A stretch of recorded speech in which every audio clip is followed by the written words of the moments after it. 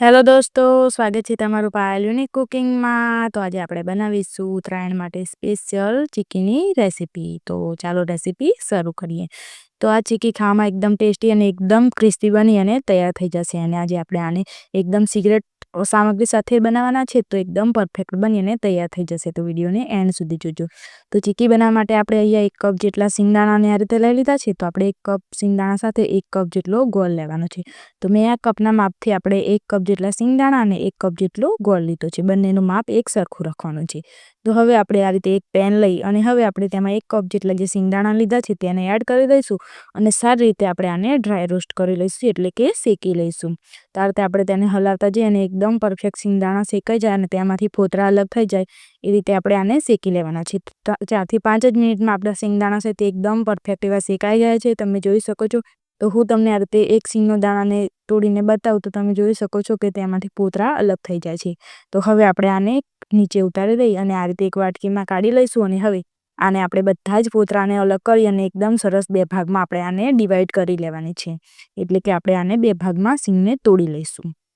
તો આને આપણે તોડી લઈશું 2 ફોતરા અલગ કરી. તો તમે જોઈ શકો છો કે મેં બધા જ ફોતરા અલગ કરી અને સિંગને આ રીતે 2 ભાગમાં કટ કરી લીધી છે, એટલે કે તોડી લીધી છે. આનાથી આપણી ચીકી છે તે એકદમ પરફેક્ટ બનશે. તો આપણી ચીકી જેમાં પાથરવાની હોય તેના ઉપર આપણે આ રીતે થોડું ઘી આ રીતે લગાવી અને પહેલેથી આપણે આને સરસ એવું લગાવી અને રાખી દેવાનું છે. તો આ રીતે તમે જોઈ શકો છો કે મેં એકદમ સરસ ઘી સરસ લગાવી દીધું છે. તો હવે આપણે આ રીતે એક પ્લાસ્ટિકની બેગ ઉપર પણ એકદમ સરસ થોડું ઘી લગાવી દઈશું, જેથી કરીને તે ચીક્કીમાં ચોંટે નહીં એટલા માટે. તો આ રીતે પ્લાસ્ટિકની બેગ ઉપર અને આ રીતે વેલણ ઉપર પણ થોડું ઘી લગાવી અને પહેલેથી જ આપણે રાખી અને તૈયાર કરી લેવાનું છે. તો હવે ચીક્કી બનાવવા માટે આપણે એક પેન લઈ અને હવે આપણે જે ગોળ લીધો છે તે બધો જ ગોળ આપણે તેમાં એડ કરી દઈશું. અને હવે આપણે આમાં એક પહેલી સિક્રેટ વસ્તુ ઉમેરીશું. તો આ પહેલી સિક્રેટ વસ્તુ આપણી છે તે આપણે આમાં 2 ચમચી જેટલું પાણી ઉમેરવાનું છે. તો આપણે ગોળમાં આ રીતે 2 ચમચી જેટલું પાણી ઉમેરી અને પછી સિંગદાણાની ચીક્કી બનાવીશું તો તે એકદમ પરફેક્ટ બનશે. તો આપણી આ સિક્રેટ રેસીપી સાથે તમે પણ આને બનાવવાનું જરૂરથી ટ્રાય કરજો. અને હવે આપણે એકદમ મીડિયમ ગેસની ફ્લેમ પર આપણે ગોળને એકદમ સરસ એવો ઓગાળી અને આનો પાયો લાવી દેવાનો છે. તો આને આપણે સતત હલાવતા જઈએ અને ગોળને એકદમ સારી રીતે ઓગાળી દઈશું. તો તમે જોઈ શકો છો દોસ્તો કે 2 થી 3 જ મિનિટમાં આપણો ગોળ એકદમ સારી રીતે ઓગળી અને એકદમ સરસ આ રીતે એક સરખો થઈ ગયો છે. તો હવે આપણે આને સતત હલાવતા જઈએ અને આપણો ગોળ ફૂલી અને એકદમ સરસ થઈ જાય ત્યાં સુધી આપણે આને હલાવતા રહેવાનું છે. તો આપણે ગેસની ફ્લેમ છે તો મીડિયમ ટુ લો રાખવાની છે. જો હાઈ ગેસની ફ્લેમ રાખીશું તો આપણો ગોળ છે તે ઓગળી જશે તો ખરો, પરંતુ તેમાંથી આપણે બળી જશે અને તેનો કડવો સ્વાદ આવશે આપણી ચીક્કીનો. તો હવે આપણે આને થોડું ગોળ ફૂલી જાય એટલે આપણે આને ચેક કરી લેવાનું. તેના માટે આપણે તે એક વાટકીમાં પાણી લઈ અને તેમાં આ રીતે થોડુંક ગોળની સિરપ એડ કરી દેવાની છે. તો હજુ આપણો ગોળ છે તે થોડો ફેલાઈ રહ્યો છે અંદર. તો આપણો ગોળ છે તે હજુ પાયો એકદમ પરફેક્ટ નથી આવ્યો. તો આને આપણે 2 થી 3 મિનિટ જેવું બીજી વાર આપણે કૂક કરી લઈશું.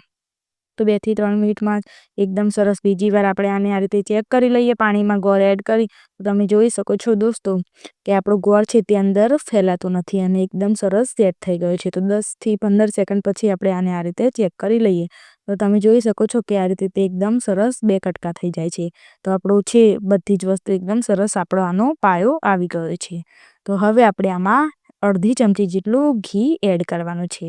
તો આ રીતે આપણે અડધી ચમચી જેટલું ઘી તેમાં એડ કરી દઈશું અને હવે આપણે તેમાં 2 ચપટી જેટલો બેકિંગ સોડા એડ કરીશું. આપણી બીજી સામગ્રી સિક્રેટ સામગ્રી આ છે.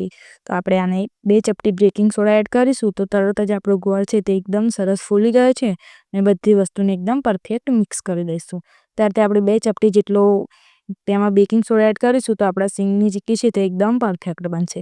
અને હવે આપણા બધા જ સિંગદાણા છે તે બધા જ સિંગદાણા આપણે આમાં એડ કરી દેવાના છે અને આપણે તરત જ આને ફટાફટ બધી વસ્તુને મિક્સ કરવા રાખવાની છે. તો આપણે આને તરત જ ફટાફટ બધી વસ્તુને મિક્સ કરી દઈશું અને આપણે જ્યારે સિંગની ચીક્કી તેમાં એડ કરીએ ત્યારે આપણે જે ગેસની ફ્લેમ છે તે એકદમ લો રાખવાની છે. અને હવે આપણે બધી વસ્તુને એકદમ સરસ મિક્સ કરી લઈશું અને હવે આપણે ગેસની ફ્લેમને બંધ કરી દેવાની છે, નહીં તો તે એકદમ સરસ પતલું થઈ જશે આપણું બેટર એટલા માટે. તો હવે આપણે આને લઈ લઈશું અને હવે આપણે જે ગ્રીસ કરીને રાખ્યું છે તેના ઉપર આપણે આ ચીક્કી છે તેને ઠારી દેવાની છે. તો આપણે આ રીતે તેના ઉપર એડ કરતા જઈએ અને બધી જ ચીક્કીને આપણે આના ઉપર ઠારી દઈશું.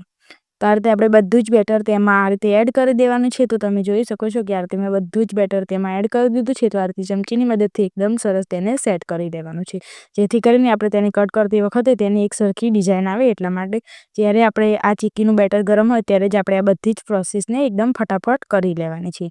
તો તમે જોઈ શકો છો કે હવે આપણે તેના ઉપર ઘી લગાવેલી પ્લાસ્ટિકની બેગ તેના ઉપર આપણે આ રીતે રાખી દઈશું અને હાથની મદદથી એકદમ સરસ એક સરખું તેમાં શેપ આપી દઈશું, જેથી કરીને આપણું બેટર છે તે હાથમાં પણ ના ચોંટે અને એકદમ સરસ તે સેટ થઈ જાય. અને હવે આપણે વેલણને આ રીતે તેના ઉપર થોડું થોડું આ રીતે દબાવવાનું છે, જેથી કરીને તે એકદમ સરસ ચીક્કી સેટ થઈ અને સિંગના દાણા એકદમ સરસ અંદર બેસી જાય એટલા માટે. અને હવે આપણે આ બેગને તેના ઉપરથી લઈ લઈશું. તો તમે જોઈ શકો છો કે એક સરખી આપણી ચીક્કી છે તે એકદમ પરફેક્ટ એવી સેટ થઈ ગઈ છે, તમે જોઈ શકો છો.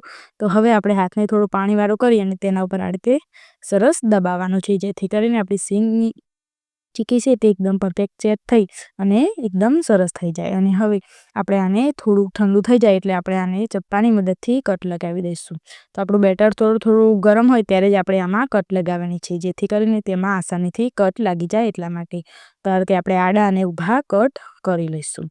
તમે જોઈ શકો છો કે આપણે આમાં હળવા હળવા આડા અને ઊભા કટ લગાવી દીધા છે. તો હવે આપણે આને અડધા કલાક જેવું ઠરવા દઈશું, જેથી કરીને આપણી ચીક્કી છે એકદમ પરફેક્ટ ઠરી જાય.